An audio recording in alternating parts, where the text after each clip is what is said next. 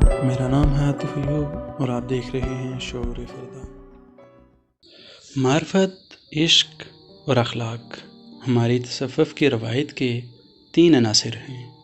مثنوی مانوی اور دیوان شمس تبریز اس شعری دنیا کی روایت کے کتبین ہیں۔ مثنوی عارفانہ اور اخلاقی شاعری کا مجسمہ ہے اور دیوان شمس عاشقانہ شاعری کا۔ ان 3 عناصر پر ہونے والا سارا کام رومی سے شروع ہو کر رومی پر ہی ختم ہوتا ہے۔ اب چونکہ لفظ بڑے اور معنی چھوٹے ہو گئے ہیں، حقیقت صرف صورت تک محدود ہو گئی ہے۔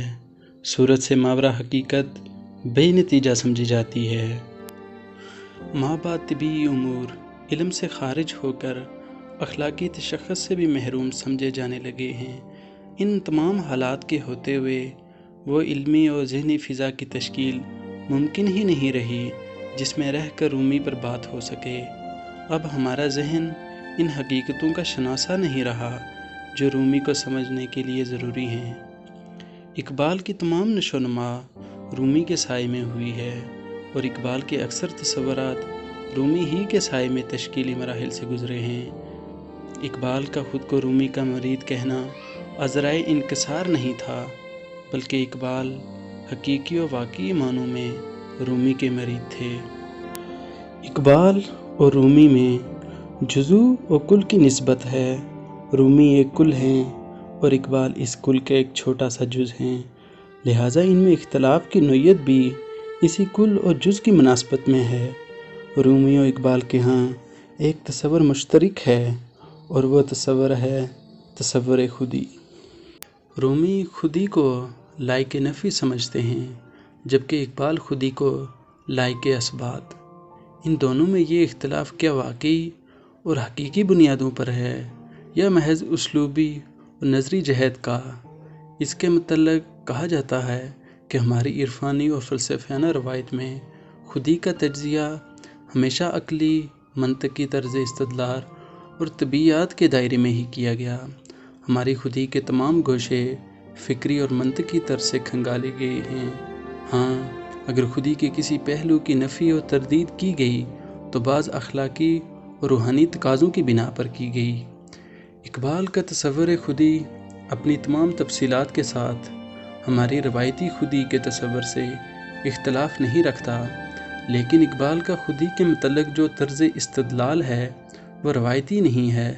روایتی فکر میں انسانی خودی کو اعتباری اور ذات باری تعالیٰ کی خودی کو حقیقی کہنے سے مراد یہ تھا تاکہ خودی کے دونوں تصورات میں امتیاز باقی رہے۔ اگر دونوں خودیوں کو حقیقی سمجھا جائے تو لامحدود اور محدود، متناہی اور لامتناہی خودی کی 2 متوازی روح چلنے لگے گی جس کے تحت حقیقی خدائی ایک خیال بن کر رہ جائے گی۔ اقبال کا یہ کہنا کہ خودی سے خودی ہی کا ظہور ہوتا ہے، یہ مشکل پیدا کرتا ہے کہ اس کو قبول کرتے ہوئے ایسا لگتا ہے انسانی خودی کی تخلیق اور تمام تر موجودات خدا کے ارادے کی تخلیق نہیں بلکہ خدا کے ایک میکانیکی اور لا ارادی عمل کا نتیجہ ہیں۔ یہ تصور اقبال کی فکر سے مناسبت بالکل نہیں رکھتا، مگر اقبال وجودی تصور کو رد کر کے ایک ایسے تصور کی تلاش میں تھے جو تمام تقاضوں کی تکمیل کرتا ہو۔ شاید یہ ہماری کوتاہ فہمی یا ان کی شاعرانہ تخیل کے تحت اس تصور کو جنم دیا گیا ہو، البتہ یہ اشکال حل طلب ہے۔ رومی کا موضوع بھی انسان ہے، خدا و قرآن کا مطلوب انسان۔ رومی نے انسان کے روحانی اخلاقی توسیع کا عمل بہت ہمہ گیر کیا۔ عشق رومی کا حال ہے اور اقبال کا نظریہ ہے۔ رومی معنی کو علامت و ذہن سے زیادہ حال بنا دیتے ہیں، اس لیے حقیقت کی جستجو میں وہ فہم کی ذہنی سرگرمی کو رد کرتے ہیں۔ رومی وہ واحد شخصیت ہیں جنہوں نے حقیقت کے شعور کو عقلی، منطقی، فلسفیانہ، تجربی مباحث کے چنگل سے چھڑا کر عشق، معرفت اور حال سے دریافت کیا۔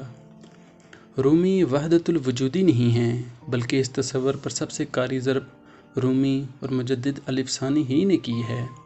رومی کے تصور خودی کی 2 جہتیں ہیں، ذاتی و وصفی، جن میں سے ذاتی کا اثبات ہے و وصفی کی نفی۔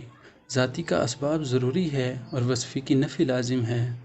خودی کا اولین اعماق ان الموجود میں ہوا۔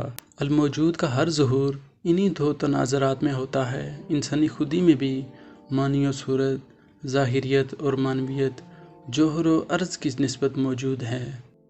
اقبال خودی کو ایک تاریخی و اخلاقی امکانات کی اہمیت دیتے ہیں، جبکہ رومی کے ہاں خودی کے تاریخی کردار سے دلچسپی تو نہیں لیکن اس کے اخلاقی امکان سے ضرور ہے۔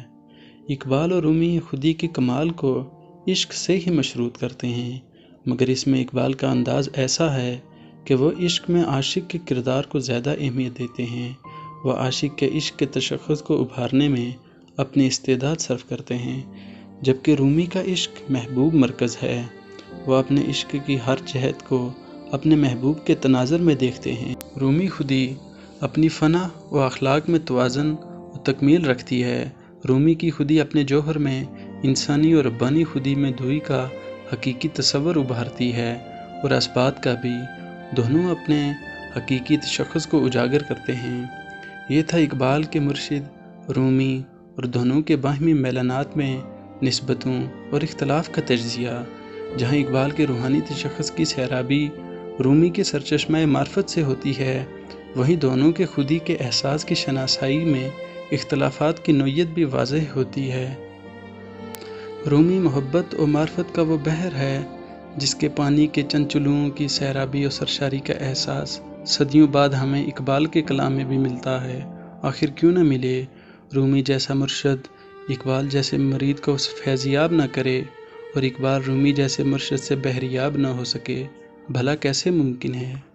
اگر آپ کو ہماری ویڈیو پسند آئی ہو تو اسے لائک کیجئے، ہمارے چینل کو سبسکرائب کیجئے، اپنی رائے سے ضرور آگاہ کیجئے۔ اللہ حافظ۔